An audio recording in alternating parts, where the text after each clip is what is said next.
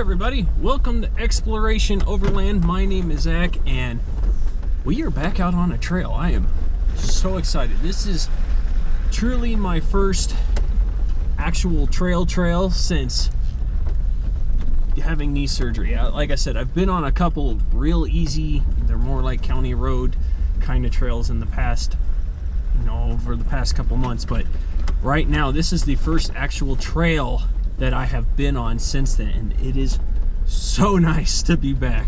I cannot express just how awesome it is.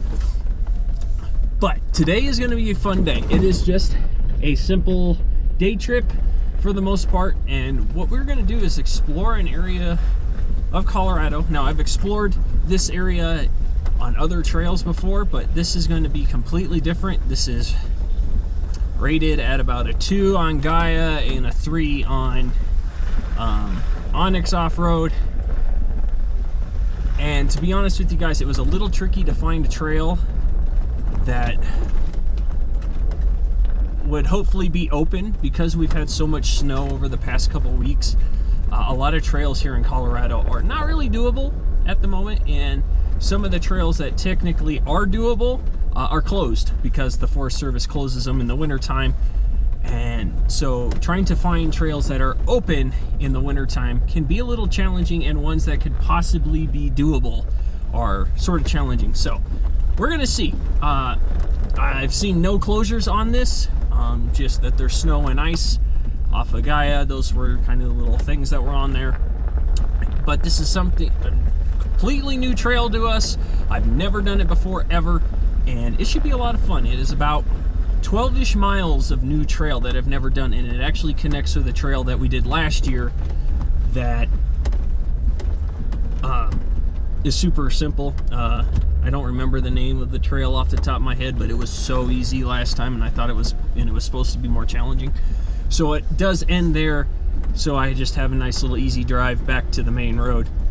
But this is only about an hour from my house, and it is supposed to be, at least in Denver, it is going to roughly be about 60 degrees today. So up here in the mountains, I'm gonna guess, I bet it's gonna be in about the mid 40s for the most part. Right now, my Jeep is telling me it's about 41 degrees, and there is not a cloud in the sky, guys. It is beautiful out here. And what better way to come back to the trails than on a day like today.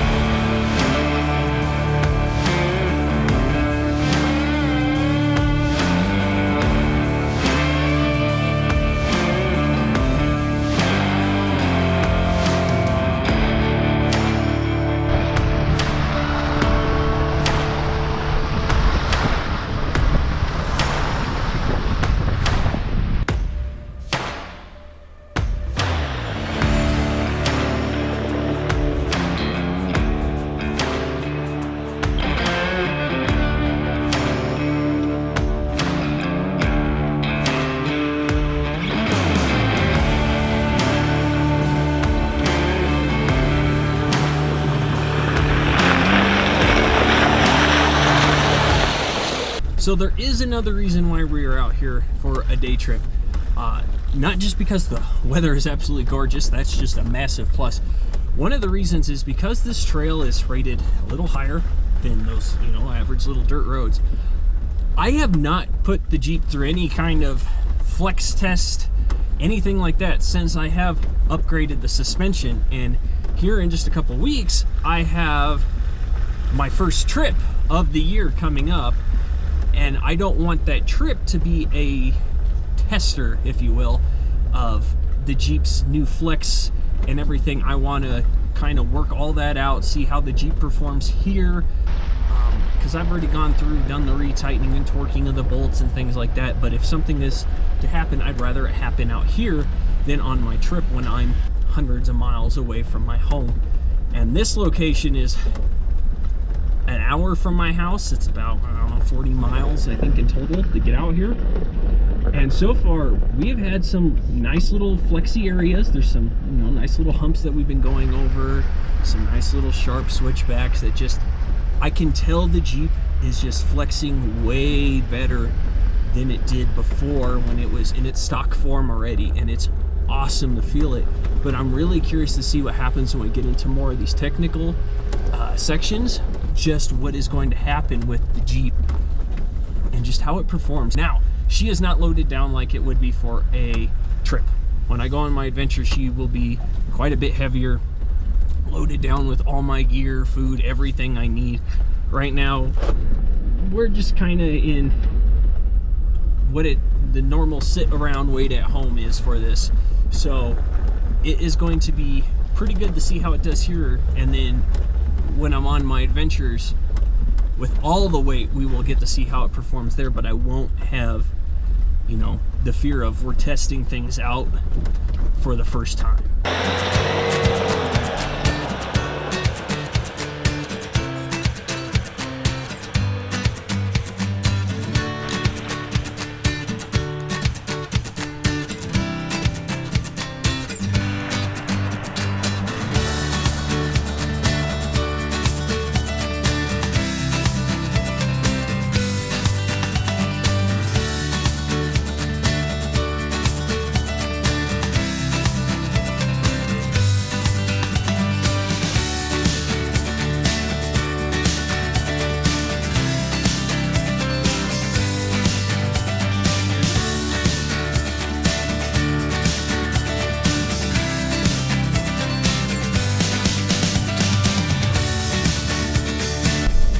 An update of what's been going on. We've been out here for about 2-ish hours. We are just over halfway, or not quite halfway, actually, sorry. We are not quite halfway. We're almost at the halfway mark. It has been absolutely beautiful out here. I still have Pikes Peak out this side view, and it is beautiful. And the Jeep's been performing really, really well. It's been doing fabulous on some of these little bump obstacles. The ride still is super, super comfortable. However, I don't know if it's because they got wet from, snow melt and things like that. But the one thing that makes the most noise are the control arms, the upper and lower control arms. Now remember, when I did this, I used the stock control arms from the Rubicon suspension that the Jeep had. I didn't get new short arms or new long arms for it, and they make quite some noise as you are flexing and articulating over little things. It's not horrendous, you can just hear it as they move, and it was a little concerning at first, but I checked the nuts, they're all still tight, everything's still good. It's just they make some noise as you're going along. I don't know.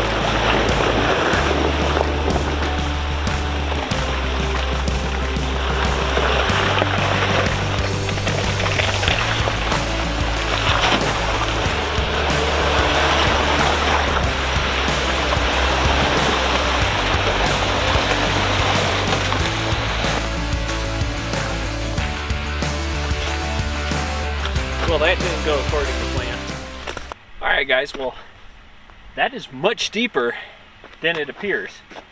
And I guarantee if it was dry, it'd be real easy, but what's happening is, even when I came up this side, the mud is so soft, the back end is just sinking down to the axle. So thankfully, so far, haven't gotten myself stuck.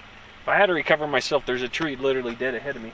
What I'm gonna try now is, right here, if I'm looking at it right, we should only have half the Jeep go down sort of hard, because right here is much softer. And from the looks of it, other people have come this way. I'm guessing more side by side, just based off of the tracks. But we are going to give coming up this side right here a shot, because that puddle is just too deep for me to do it on my own. Now there is another little track over here that I could possibly get through, but I don't know if the Jeep it'll be a squeeze with it, because it's really tiny over there. But we're gonna give that a shot, and if not, we'll look at that. Otherwise, there is another route around, but this is the main route I want to go, is right behind the camera. So let's try and give that a shot.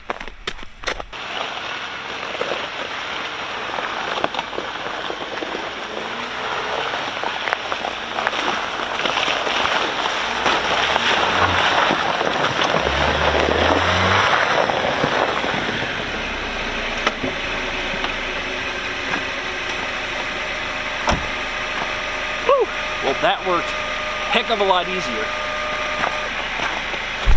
Let's scoot you all back some.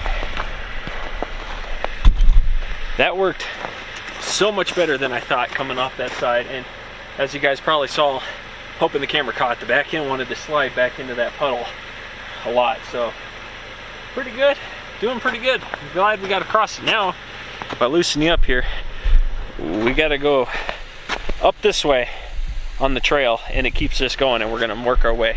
We're just over halfway done, so it's a good little obstacle. Wasn't what I was expecting, but it was a good little obstacle.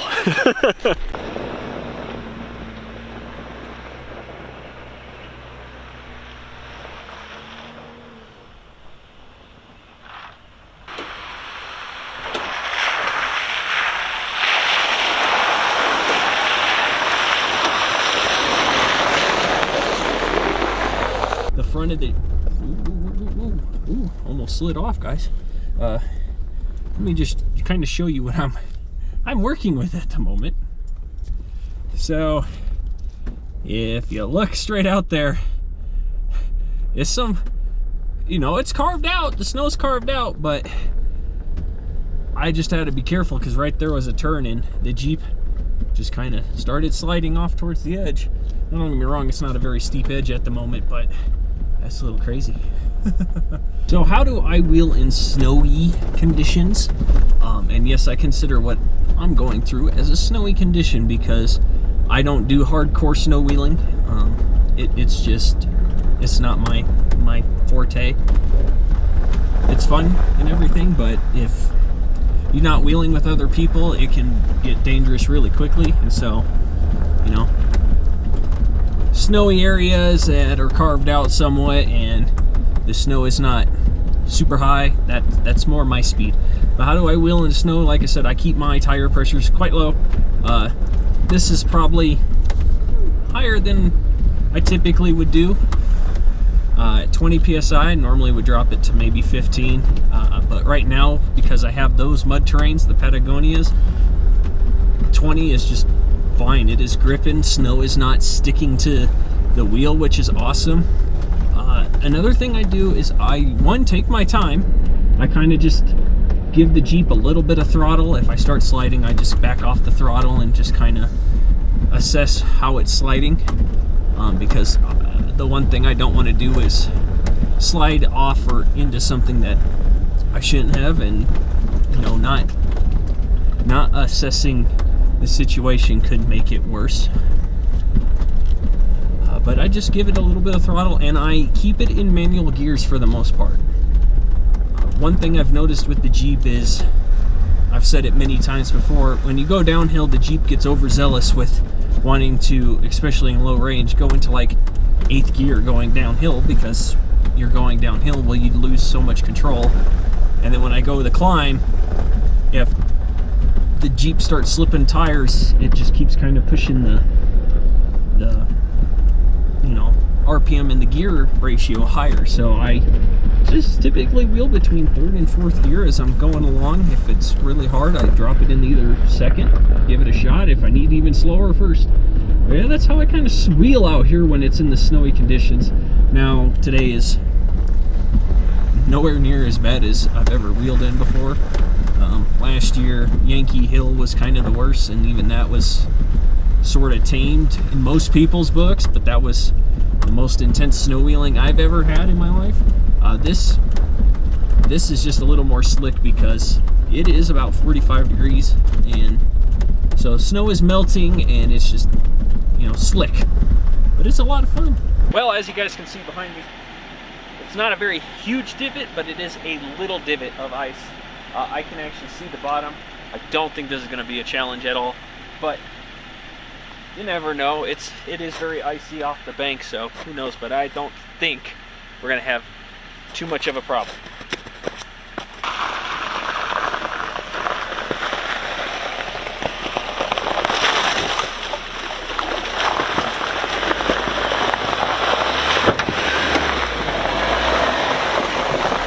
Well, it wasn't difficult. That was just a lot harder of a drop than I was expecting. Holy crap. That's okay. Jeep's doing his job.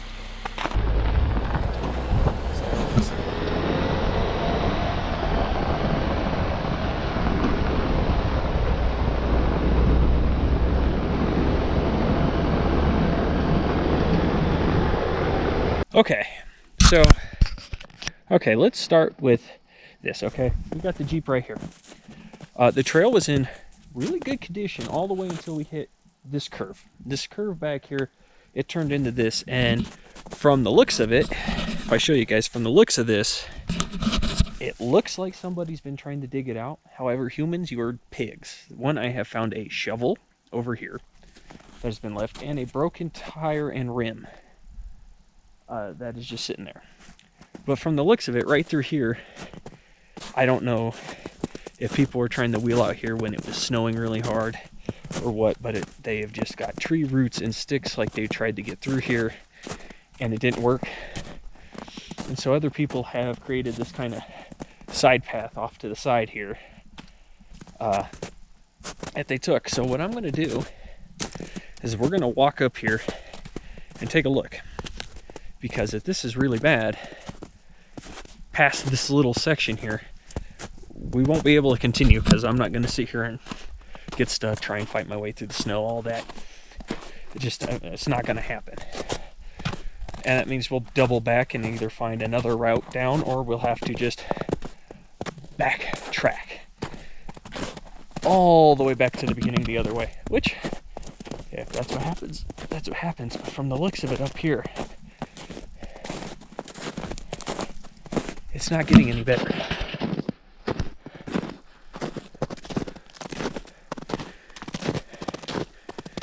The question just becomes is, like, it gets better right through here, but for how far? Because there's no point in shooting my way up through this just to get bogged down up here.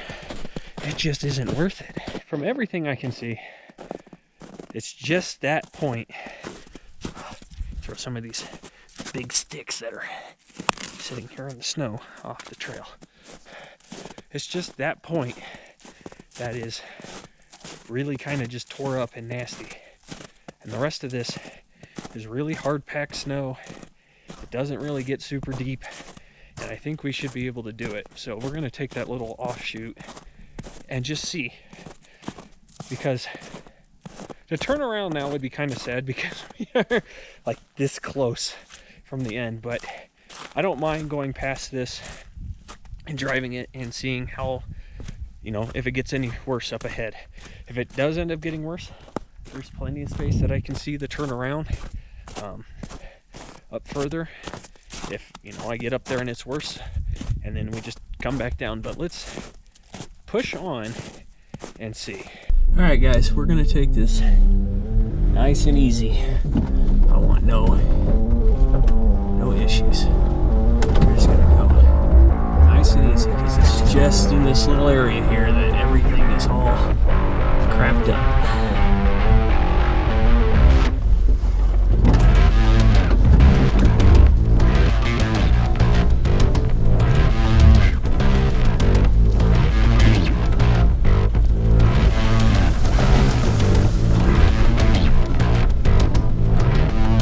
yes, my window is open because I want to listen to everything.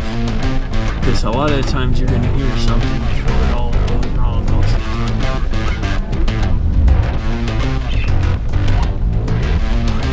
We're through one little crap section. We're going to keep pushing here through this other stuff and see what happens.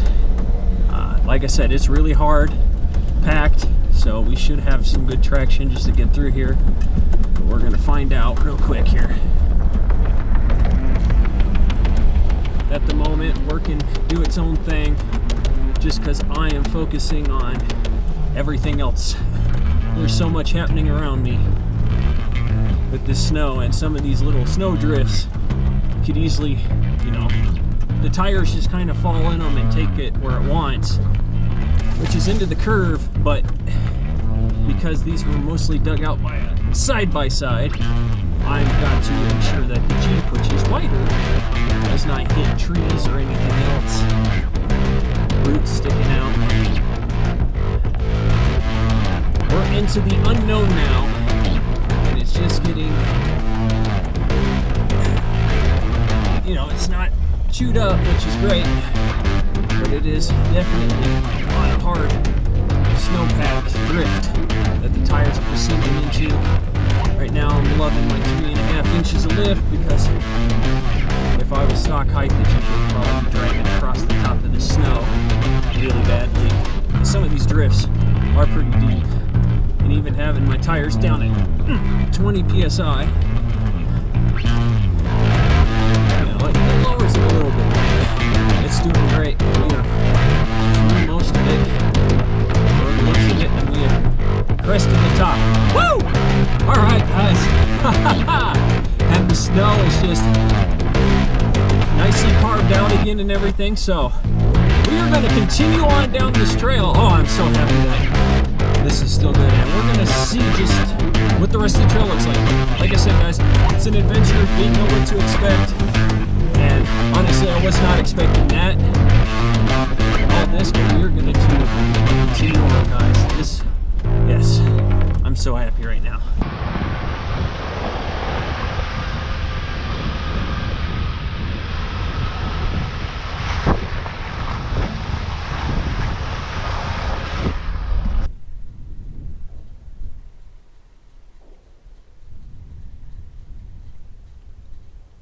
Check out that view behind me, guys. Wow.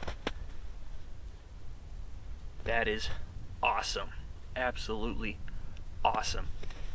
Now I think we're at the top of this very long hill climb. Literally, it is nothing but deep snow drifts, trying to get up it, giving the Jeep some gas so that we continue our momentum, because the Jeep gets bogged down in certain areas. But we have made it, I do believe, to the top, because literally we crested this little hill here, turned a corner, and it just opened to this. It opened to this.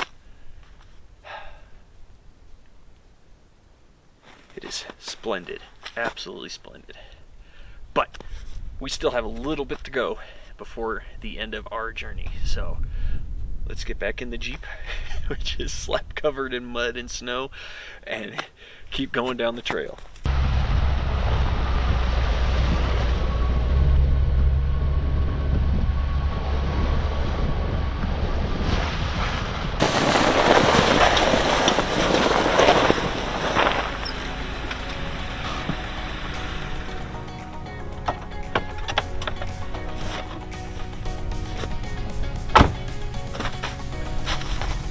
Well, ladies and gentlemen, it has been an absolutely fun day. This has been so great to just be back on the trail, and what a perfect day to do it. It is still 45 degrees outside.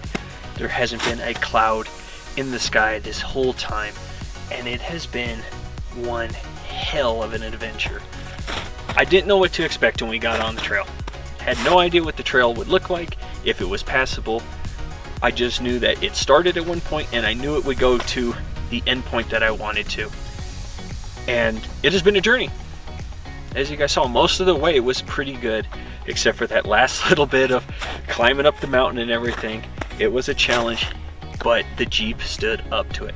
Now, what are my thoughts so far on the Jeep in its new form, all the upgrades after testing it out here, because we've had all sorts of whoop-de-doos, different area points that I've flexed it out to a degree.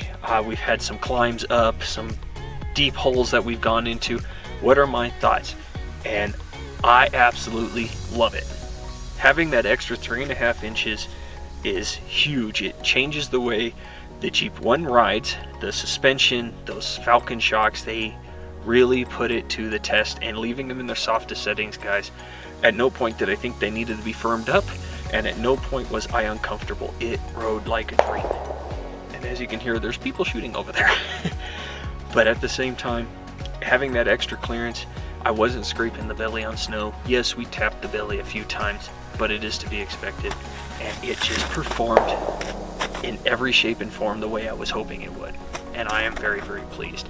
And I'm very impressed with my Jeep in general. Guys, I run the little 2-liter with the turbo. It puts it through its paces. It sips fuel while I'm out here. It doesn't really guzzle gas at all, and even with all these modifications, the engine is still producing power. It acts like there's nothing even there, so I am very impressed. But thank you all for joining me. If you haven't already, go ahead and hit that subscribe button, guys. We are trying to grow the channel, and you guys are what makes that happen. Also, a link to my other social media accounts are in the description below. The journey doesn't end when that camera stops rolling, guys, so go check those out. Also, a list of parts that I use on this rig right behind me is also in the description below. But thank you guys for joining me again, and I will catch you all next time.